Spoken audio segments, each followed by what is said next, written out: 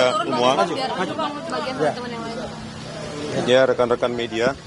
Ya, hal pertama yang ingin saya sampaikan pada gelar perkara khusus pada 15 Desember 2025 ini adalah kami berharap ya hal yang sama tidak terjadi pada gelar perkara khusus di Barreskrim pada 9 Juli 2025, yaitu ijazah analog dari Pak Joko Widodo tidak ditampilkan, transkrip nilai tidak juga ditampilkan, dokumen pendukung KKN juga tidak ditampilkan, dan satu pun pada saat itu tidak ditampilkan.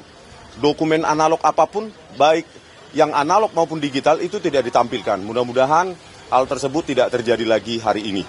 Ya, jadi kami akan mendengarkan dulu ya kajian-kajian dari para ahli dari Polda Metro Jaya maupun dari pihak Pak Jokowi yang menuduh kami mengedit, memanipulasi dengan cara yang tidak ilmiah.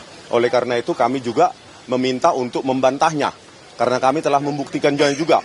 Dan kami ya meminta dan membawa dua ahli, ya Dr. Ridho Rahmadi dan Profesor Tono Saksono, untuk menjelaskan bahwa apa yang kami lakukan, kajian kami adalah sesuai dengan kaidah-kaidah ilmiah dalam rumpun ilmu digital image processing. Oleh karena itu kami ingin ada argumentasi yang seimbang sehingga para penyidik maupun pengawasan penyidikan ataupun pihak eksternal bisa menentukan sikap selanjutnya setelah gelar perkara khusus ini dituntaskan. Terima kasih. Gitu aja. Ya, semuanya keduanya berkaitan dengan digital image processing dan artificial intelligence dan data klinis ya, data medis. Oke. Dan gimana kalau misalkan nanti ternyata memang tidak ditunjukkan, karena kan kalau misalkan dari klaster yang satu tadi informasi yang kami dapatkan dari Bang Zainuddin ya juga belum ditampilkan ijazahnya gitu. Ya, kekecewaan kami berarti sama ya, kekecewaan kami, sikap kami sama. Bagaimana mungkin seseorang 8 orang ini ya dijadikan tersangka, tetapi alat bukti utamanya atau